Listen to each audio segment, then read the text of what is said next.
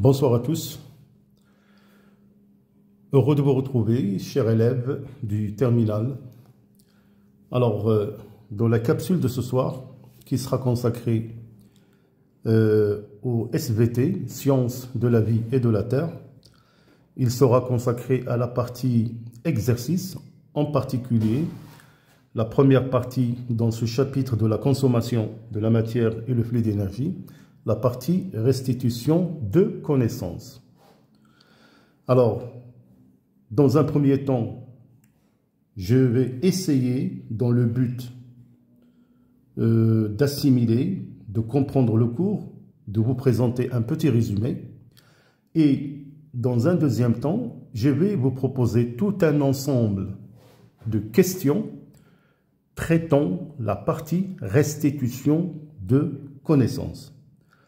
Bien évidemment, je vous invite à se joindre à votre chaîne Fardari Channel, votre partenaire pour cette année, et aussi pour les candidats qui veulent être présents cette année avec moi à distance pour préparer le programme dans les trois matières, la mathématique, la physique et la chimie et les SVT. Je vous invite bien évidemment à me contacter au numéro suivant. Alors voilà, vous avez un numéro que vous deviez certainement le noter. 06 19 04 48 45, numéro WhatsApp. Pour toute information, vous me contactez à ce numéro, je vous donnerai toutes les informations nécessaires.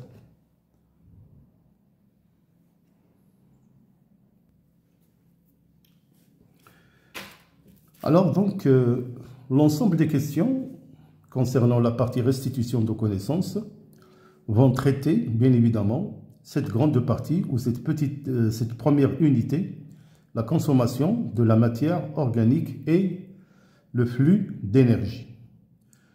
Alors nous avons déjà vu, donc je vous renvoie aux différentes capsules sur la chaîne, que la matière organique utilisée par l'organisme vivant, en particulier chez l'homme ou chez les bactéries, c'est bien évidemment un sucre, le glucose, qui va être catalysé, c'est-à-dire dégradé par des processus qu'on appelle les voies métaboliques. De cet substrat, la cellule ou l'organisme vivant va former ou produire une molécule, la molécule de l'ATP, l'adénosine triphosphate, une molécule énergétique qui sera bien évidemment le processus de toute l'activité cellulaire. Alors donc, nous pouvons commencer par une petite introduction en signalant que les cellules eucaryotes, qui sont des cellules qui disposent d'un organite important dans la vie de la cellule, qui est le noyau, ces cellules eucaryotes, donc ce sont des cellules qui disposent d'un véritable noyau, en comparaison aux cellules prokaryotes, comme les bactéries, qui ne disposent pas d'un véritable noyau. Ces cellules sont agencées ou bien groupées au sein d'un organisme pour former un tissu. Et bien évidemment, on peut trouver des tissus qui sont très variés, qui sont adaptés pour des fonctions bien déterminées. Je vais seulement vous citer un exemple qui va nous concerner pour cette année. Bien évidemment, c'est le tissu musculaire que nous allons aborder dans une deuxième unité, mais cela n'empêche pas de le prendre comme exemple. Alors, pour vous donner une idée de la cellule musculaire qu'on appelle une myofibrie, qui donne par leur groupement un organe qui est le muscle squelettique strié. Donc, il y a d'autres muscles qui ne sont pas striés, comme les muscles lisses. il y a un autre muscle squelettique strié, par exemple, le muscle, c'est-à-dire de nombreuses variétés de muscles squelettiques striés. On considère aussi le cœur est un muscle, le muscle cardiaque, qui a une disposition donc un peu différente du muscle squelettique strié. Alors cette myofibrie, qui est l'unité structurale du muscle, qu'est-ce qu'elle fait? Elle va consommer du dioxygène pour son fonctionnement, que nous verrons par la suite, de la matière organique, en particulier le glucose, donc c'est cette molécule-là, C6H12O6, qui est un substrat. Au niveau du muscle, on trouve des réserves en glycogène, qui sont des grandes molécules qui contiennent des molécules de glucose, que le muscle utilise au cas de besoin. Alors bien évidemment, cette myofibrie, il est approvisionné par le nutriment que nous avons déjà présenté, qui est le glucose, et le dioxygène, qui va participer dans l'ensemble des voies métaboliques. Donc, vous pouvez parfaitement voir la présence des vaisseaux sanguins qui permettent la transition de tous ces éléments à l'intérieur de la fibre ou à l'intérieur de la myofibrie. Donc, ce qui fait que cette cellule va être dotée d'une activité cellulaire que nous allons voir par la suite, qui est la contraction, le relâchement. Et parmi les résidus métaboliques qui sont éliminés par la cellule, c'est de l'acide lactique, cette molécule dont nous allons parler dans la voie fermentaire lactique, le CH3, CHOH, COH.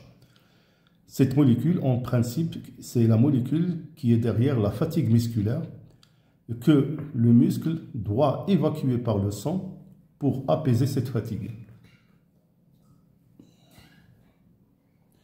Alors donc, comme je vous ai dit, l'activité de la myofibrie, c'est la contraction, le relâchement.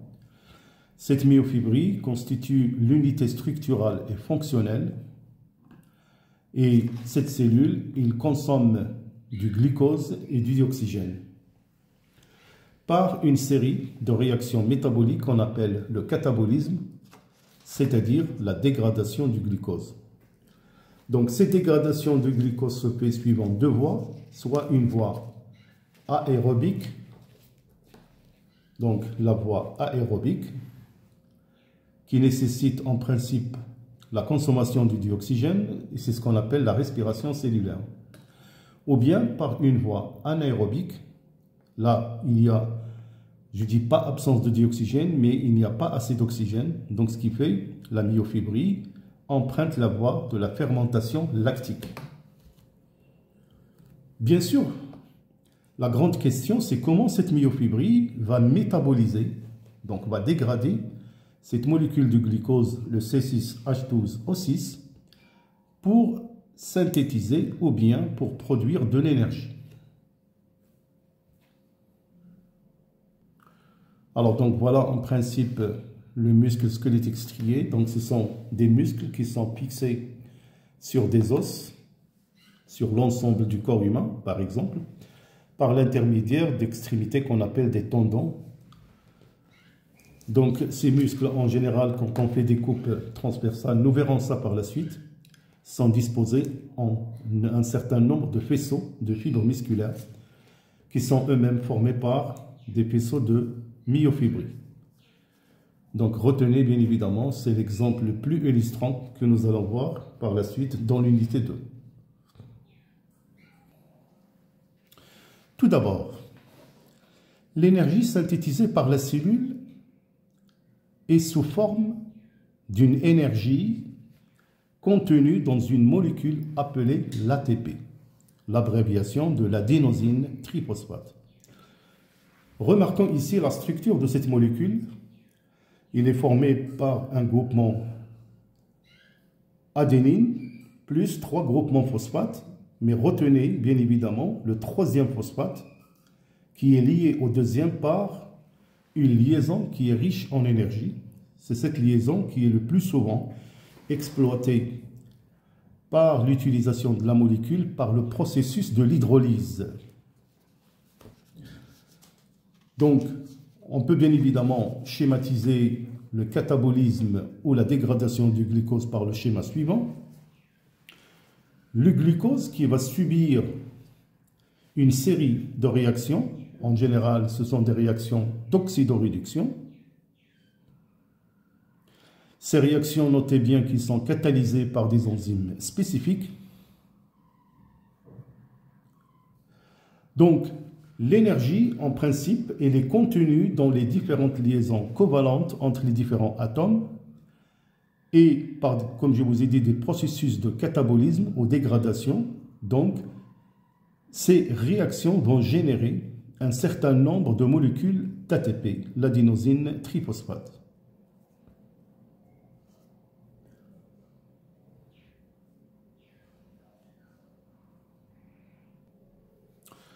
Alors bien sûr, je tiens à vous rappeler aussi cette réaction, c'est que lors de l'utilisation du glucose, quand il entre dans la cellule, précisément dans le hyaloplasme, la cellule va le transformer par l'intermédiaire de certains enzymes en fructose ainsi diphosphate.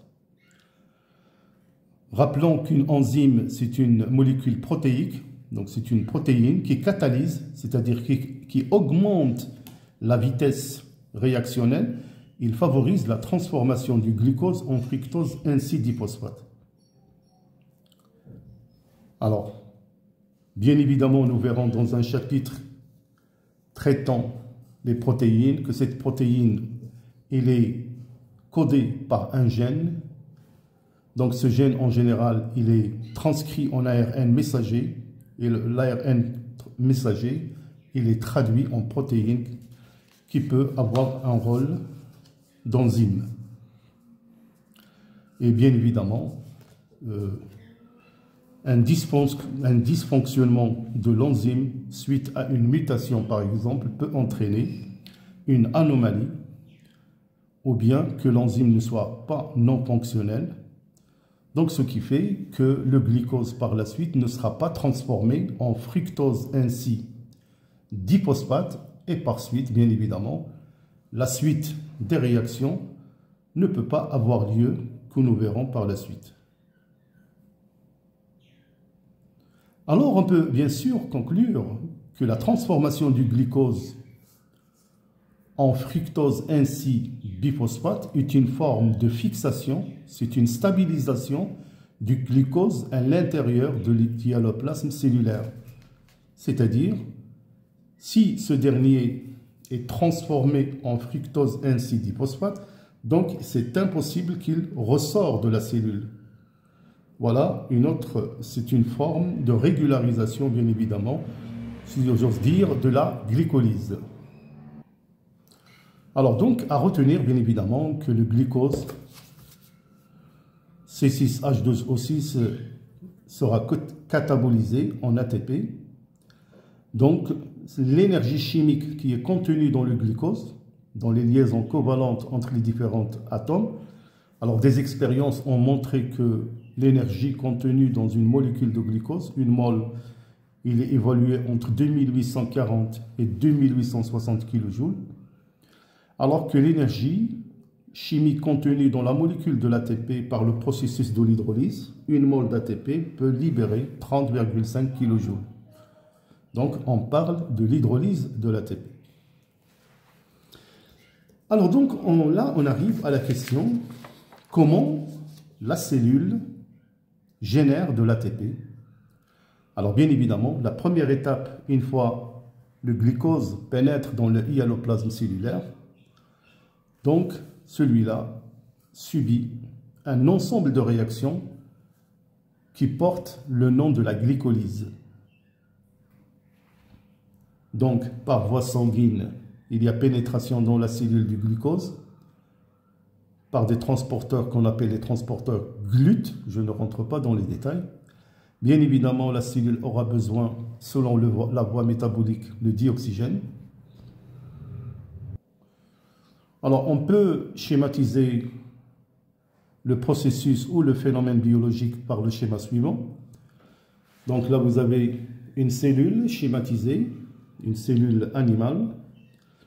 Là, vous avez la membrane cytoplasmique qui sépare la cellule du milieu extracellulaire. Donc, des vaisseaux sanguins qui approvisionnent la cellule en nutriments et qui permettent aussi à la cellule de se débarrasser des déchets, en particulier le dioxyde de carbone et de l'eau, éliminés lors des voies métaboliques. Donc là, on peut parfaitement voir ici le glucose. Une mole de glucose va subir une série de réactions ou de dégradations pour former deux molécules de CH3, CO, COH, deux molécules d'acide pyruvique, formation de deux molécules d'ATP et la formation de deux molécules d'un transporteur réduit qui est le NADH, H+, qui est un transporteur d'électrons et de protons. Il faut bien évidemment ne pas oublier qu'au cours du processus de la glycolyse, dans un premier temps, où l'étape qui permet la fixation du glucose en fructose ainsi biphosphate, la cellule consomme 2 ATP. Normalement, le bilan réactionnel, c'est 4 molécules d'ATP plus 2 molécules de NADH, H+, mais lorsqu'on vous demande d'établir le bilan réactionnel, donc le bilan c'est 2 ATP au lieu de 4, parce que la cellule récupère ces 2 molécules d'ATP déjà utilisées. Donc, on peut dire aussi que lors de la glycolyse, le glucose se transforme en 2 molécules d'acide pyruvique, appelées encore le pyruvate, le succinate, formation de 2 ATP, formation de 2 molécules de NADH, H+, qui est un transporteur de protons et d'électrons. Alors donc, on peut résumer enfin la réaction bilan de la glycolyse par la réaction suivante. Une mole de glucose, C6H12O6, donc par une série de réactions, va nous donner 2 ATP, 2 molécules de NADH, H+, et 2 molécules d'acide pyruvique. Donc voilà la réaction vraiment à retenir.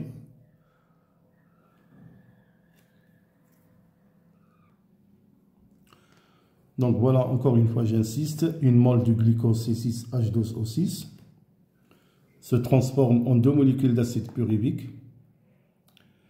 Alors, donc là, on a réduction du transporteur, le NAD+, en NADH, H+.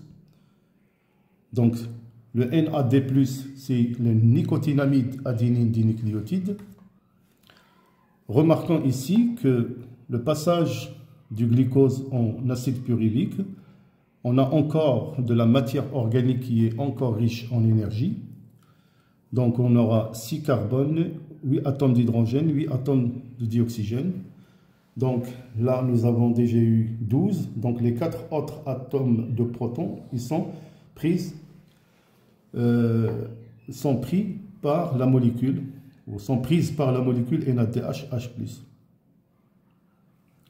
Donc c'est très important. Lors de la glycolyse, donc l'oxydation du glucose en 2 molécules ou en 2 moles d'acide pyruvique, réduction du NADH. Donc la réduction se fait selon la réaction suivante, NAD+, plus 2 protons, H+, plus 2 électrons, donne NADH, H+. Alors bien évidemment, la réaction est réversible. Le transporteur réduit, il sera réoxydé selon des processus que nous allons voir aussi.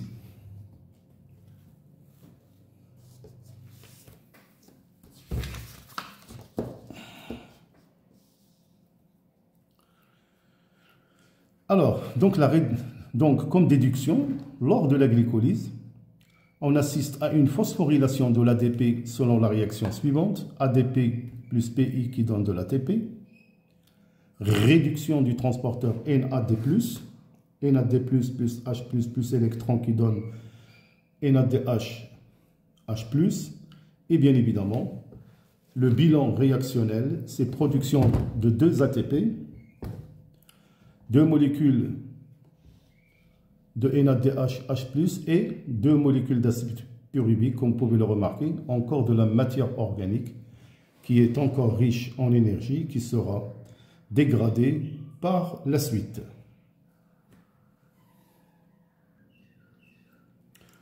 Alors donc, définition de la glycolyse, c'est une série de réactions métaboliques au cours desquelles le glucose est dégradé partiellement en deux molécules d'acide pyruvique au pyruvate en absence du dioxygène dans le hyaloplasme de la cellule, avec formation de 2 ATP et 2 molécules de NADH, H+.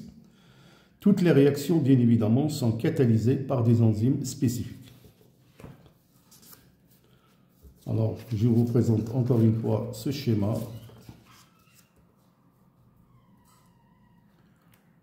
Donc, c'est très important de mémoriser ces voies métaboliques.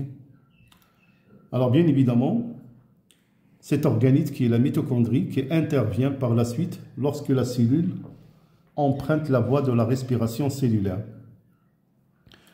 Alors, quant à la molécule, les 2 molécules formées de NADH, la cellule, elle peut les réutiliser lors de la respiration cellulaire, donc ils vont transiter. Donc là, il y a des navettes qui vont permettre à ces 2 molécules de transiter la mitochondrie. Donc on parle de la navette malate-aspartate, qu'on trouve par exemple au niveau des cellules du foie, du rein ou bien du cœur, ou bien la navette glycérol-phosphate. Donc, pourquoi la nomination de ces 2 navettes? Parce qu'il y a des cellules que nous verrons dans la voie aérobique que le bilan réactionnel est de 38 ATP ou bien 36 ATP. Bien sûr, tout dépend du type de cellule. Donc, soit la voie de transport malate-aspartate. Donc le receveur, c'est un NAD+. En général, nous verrons par la suite que la molécule va générer 3 ATP. Alors lorsqu'il s'agit de la navette glycérol-phosphate, par exemple qu'on trouve au niveau du muscle ou bien le cerveau, le receveur, c'est la molécule FAD+, que nous verrons au niveau de la matrice mitochondriale, le flavine adénine dinucléotide. Nous verrons dans ce cas-là que le bilan énergétique, par exemple pour le muscle, est de 36 ATP. Alors donc, après la glycolyse, les 2 molécules d'acide pyruvique passent soit dans la matrice mitochondriale pour poursuivre leur catabolisme.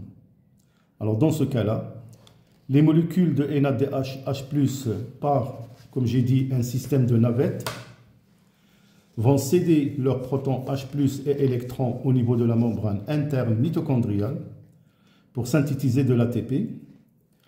Donc je vous ai dit qu'il y a 2 navettes. La navette aspartate, donc la molécule NADH, H+ réduite, va passer à travers la double membrane la double membrane mitochondriale sans qu'il pénètre dans la matrice. Mais il va trouver par des processus un peu compliqués le NAD+, qui va recevoir le proton et l'électron pour former le NADH, H+, pour être réoxydé au niveau de la membrane interne de la mitochondrie. Donc ça, comme je vous ai dit, on le rencontre dans le foie, les reins ou bien le cœur. Donc ce qui fait que le bilan énergétique, c'est 38 ATP.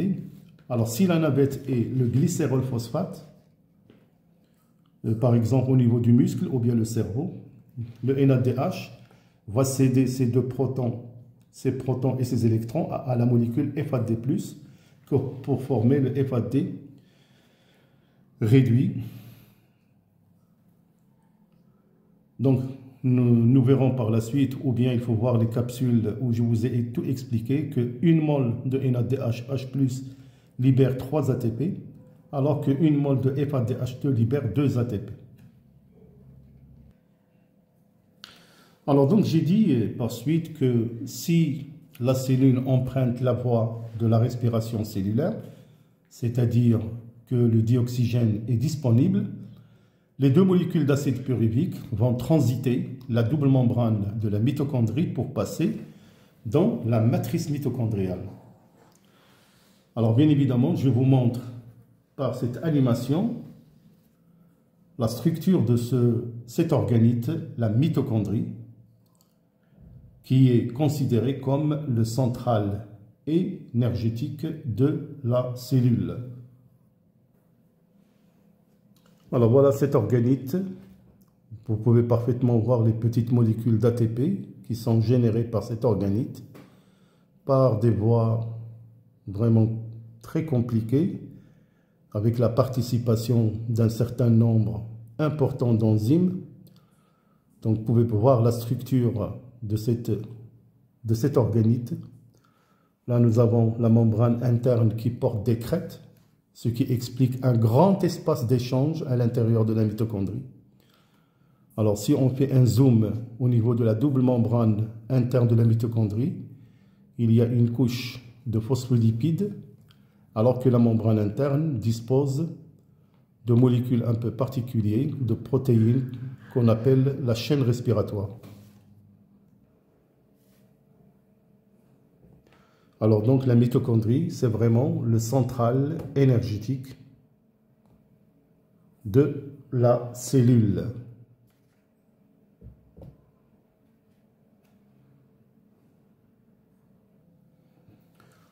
Alors donc j'attire votre attention.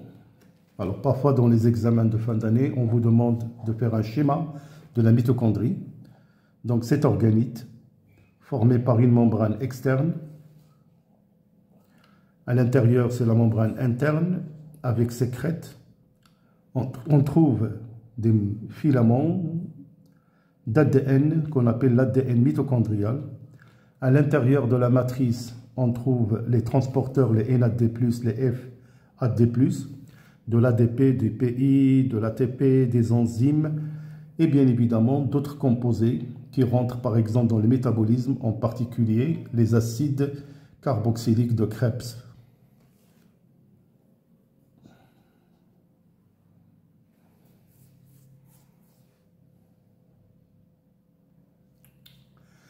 Alors donc nous avons dit que dans le hyaloplasme cellulaire, le glucose subit la glycolyse qui va former deux molécules d'acide pyruvique. Lors de la respiration cellulaire, ces deux molécules, elles pénètrent dans la matrice mitochondriale. Et comme vous pouvez le voir, on assiste à la transformation de l'acide pyruvique qui va réagir avec chaque molécule d'acide pyruvique réagit avec une molécule de coenzyme A pour former un composé qu'on appelle l'acétylcoenzyme A. Donc bien évidemment, on note la pénétration du dioxygène dans la matrice mitochondriale. Alors après la formation de la molécule d'acétylcoenzyme A, ici deux molécules à partir de deux acides pyruviques, chaque molécule va agir dans un ensemble de réactions qu'on appelle le cycle de Krebs. Donc le cycle de Krebs va générer des molécules de dioxyde de carbone.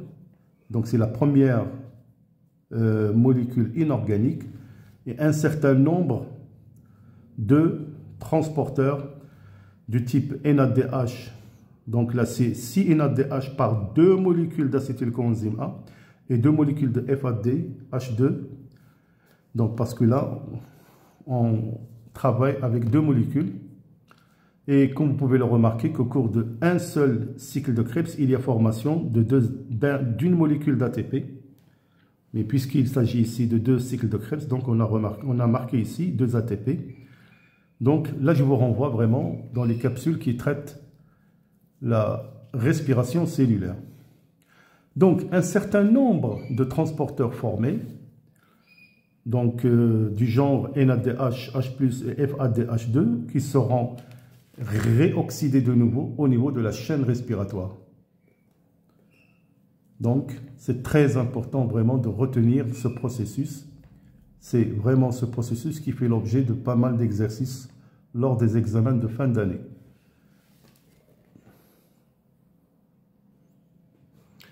Alors, nous allons voir par l'animation suivante la réutilisation des transporteurs, le NADH, H+, qui seront réoxydés au niveau de la membrane interne mitochondriale par un ensemble de protéines qu'on appelle les protéines de la chaîne respiratoire. Donc voilà, vous pouvez parfaitement remarquer ici la présence de protéines membranaires, comme celle-là et celle-là, avec bien évidemment les autres. Ce sont des transporteurs d'électrons. Comme vous pouvez le remarquer, ici, c'est les transporteurs formés qui vont être réoxydés. Là, c'est le NADH qui va céder leurs électrons. L'excès d'énergie va permettre de pousser les protons dans l'espace intermembranaire. Donc là, vous avez des protéines comme la quinone, le cytochrome, qui sont des protéines mobiles qui permettent le transport des électrons. Toujours, l'excès d'énergie permet le passage des protons dans l'espace intermembranaire, donc formation d'un gradient en proton H+, parce qu'il y a un changement de pH de part et d'autre, l'espace et la matrice. Vous avez l'autre transporteur, le FAD, qui libère aussi 6 électrons. On aura par la suite les électrons qui arrivent au dernier transporteur, ici le 4. Ces électrons vont rencontrer la molécule du dioxygène, le dioxygène qui va être réduit pour former la molécule d'eau. Alors je tiens ici vraiment à préciser que le dioxygène n'a pas intervenu lors de la transformation de l'acide pyruvique en acétylcoenzyme A, donc il n'y a pas d'intervention du dioxygène. Dans le cycle de Krebs non plus. Par contre, l'étape où le dioxygène intervient, qui est l'accepteur final, c'est au niveau de la chaîne respiratoire. C'est très important. Alors, comme je vous ai dit, ici, il y a un gradient, donc il y a un changement ou une différence de pH entre la partie de l'espace intermembranaire et la matrice. Donc, ce qui fait que l'excès du gradient en proton H+, accumulé dans cet espace, va revenir à la matrice pour rétablir le pH, mais il va passer par une protéine spéciale qu'on appelle l'ATP synthase.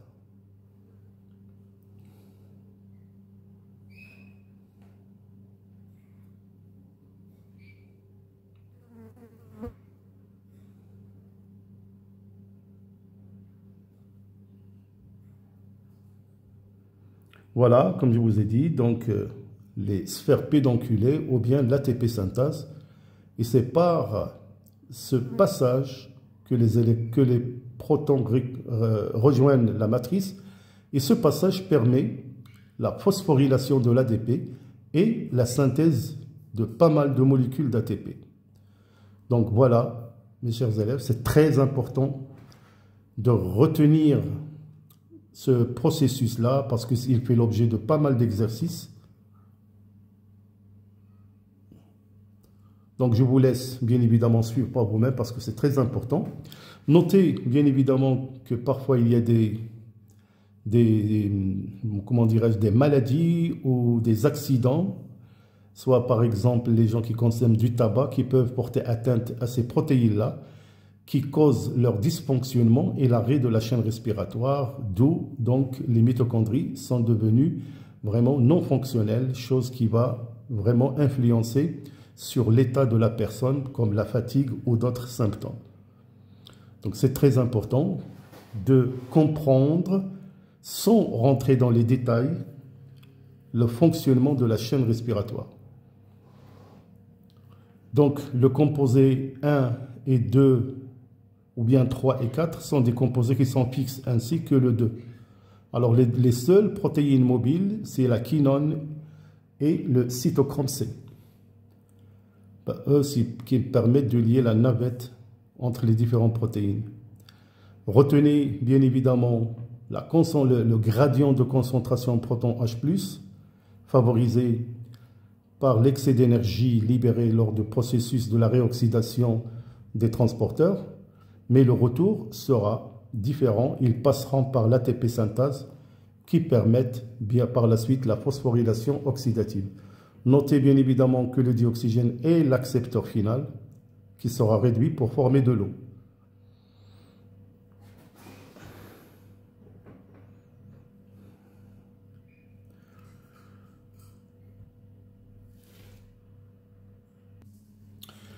Alors donc ça c'est la voie aérobique, c'est la voie respiratoire ou bien la voie de la respiration cellulaire.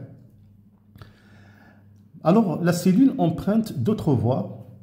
Je parle ici toujours, par exemple, de la myofibrile. Lorsque le dioxygène manque, ou le temps que la cellule régénère de l'ATP, nous verrons ça dans la deuxième unité, la cellule peut emprunter ce qu'on appelle la fermentation lactique par le processus suivant. C'est-à-dire que les deux acides pyruviques restant dans le hyaloplasme vont être, comment dirais-je, réduites. Et il y aura la réoxydation du transporteur, le NADH, H+, en 2 NAD+. Donc, cette réaction a lieu dans le hyaloplasme cellulaire. Chez certains organismes, comme la levure, donc c'est un organisme unicellulaire qui dispose d'un noyau et qui a aussi des mitochondries, mais selon les conditions de vie, cette levure, il peut emprunter la voie de la fermentation, mais pas n'importe quelle fermentation, c'est la fermentation lactique. C'est-à-dire que les deux molécules d'acide pyruvique vont se transformer en éthanol. Donc, la réaction globale, je vous envoie aux capsules que j'ai bien détaillées. Donc, lors de la fermentation, la cellule génère seulement 2 ATP par voie métabolique, avec bien évidemment la présence de matière encore organique. Alors, une chose qui est très importante à retenir dans ce résumé, que ce soit la respiration cellulaire ou bien la fermentation lactique ou alcoolique, une étape commune entre les trois, bien évidemment, c'est la glycolyse. C'est vraiment à retenir. Alors voilà mes chers élèves, donc c'est un résumé que je vous laisse pour vous très important. Maintenant, je vais vous proposer tout un ensemble de questions que je vous laisse bien évidemment traiter par vous-même. Si vous voulez que je fasse la correction, vos commentaires seront les bienvenus.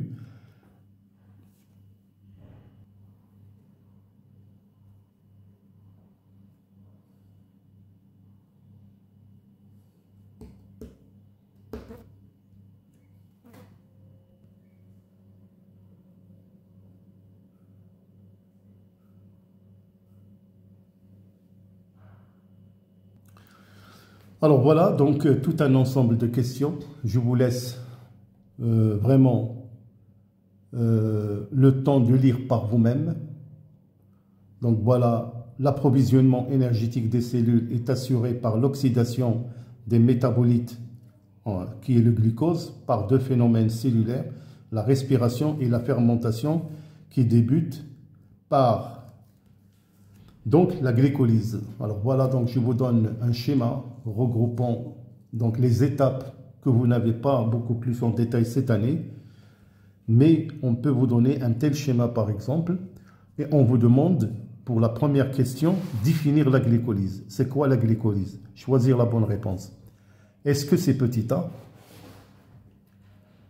Est-ce que c'est B? Ou bien C? Ou bien D? Bien sûr, c'est à vous de choisir. Alors, deuxième question. Dites à quoi correspond le numéro de 1 à 10 parmi les propositions suivantes. Donc là, on vous donne tout un ensemble de molécules. Donc, pour la question 2, dites à quoi correspond le numéro. Donc voilà, vous allez utiliser le schéma suivant.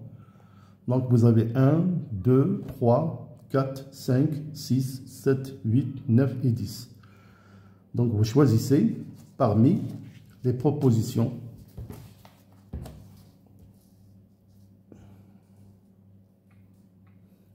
Alors, question 3. La question 3, dites si les propositions suivantes sont vraies ou fausses. Petit a, petit b, petit c.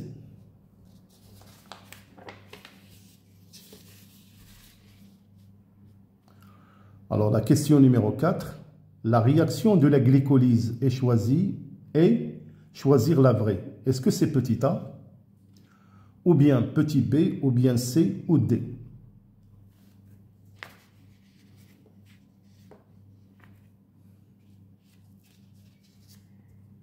Alors, Question numéro 5. Là, on parle de la fermentation cellulaire, une autre voie de production d'ATP. La conversion d'énergie chimique en énergie utilisable par la cellule en milieu anaérobie. Question numéro 5. Déterminez la bonne réponse de la fermentation cellulaire parmi les propositions suivantes. Est-ce que la proposition petit a est vraie ou bien petit b? Là, je vous donne un schéma, bien évidemment, le document 28.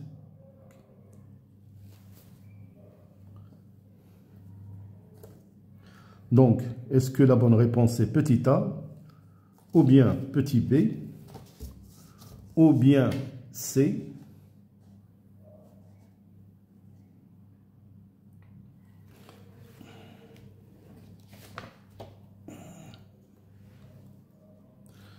Alors, question numéro 6, en exploitant le document 28. Alors voilà, vous avez le document 28.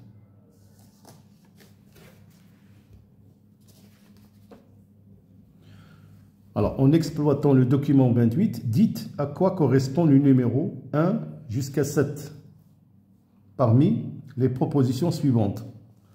Donc là, on vous donne des molécules, c'est à vous de dire à quelle molécule correspond le numéro. Donc voilà le document 28.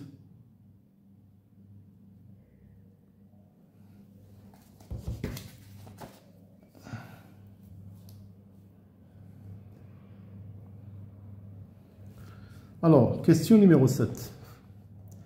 Dites si les propositions suivantes sont vraies ou fausses. Donc, est-ce que petit a est vrai? Petit b?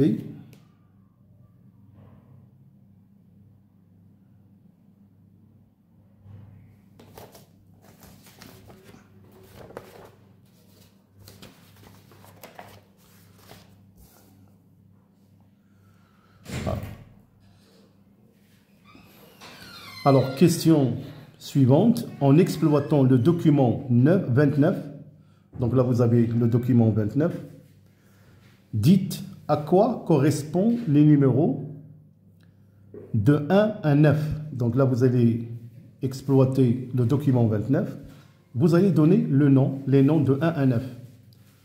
Donc là vous avez les molécules, les voilà, donc vous allez leur faire correspondre le nombre correspondant. Alors, question grand A. Dites si les propositions suivantes sont vraies ou fausses. Est-ce que petit a est vrai? Ou bien petit b?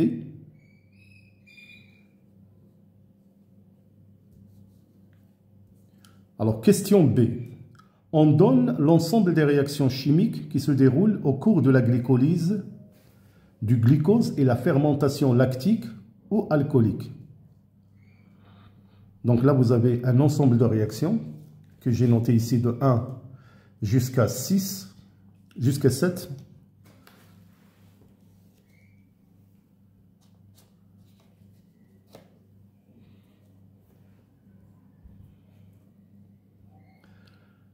Alors, bien évidemment, faites correspondre les mots suivants au numéro des réactions ci-dessus. Alors là, je vous ai donné tout un ensemble de mots scientifiques que vous deviez certainement connaître. Les voilà. Là, vous avez la glycolyse du glucose, l'oxydation du transporteur NAD+, réduction du transporteur NAD+, phosphorylation de l'ADP, hydrolyse de l'ATP, fermentation alcoolique, fermentation lactique. Alors voilà mes chers élèves, donc je vais vous proposer ces exercices. Donc ça sera la première partie. Donc je vais vous proposer une deuxième partie, toujours dans le cadre de la restitution de connaissances. Comme je vous ai dit, j'attends vos commentaires. Je vous remercie pour votre aimable attention. D'ici là, portez-vous bien. À bientôt.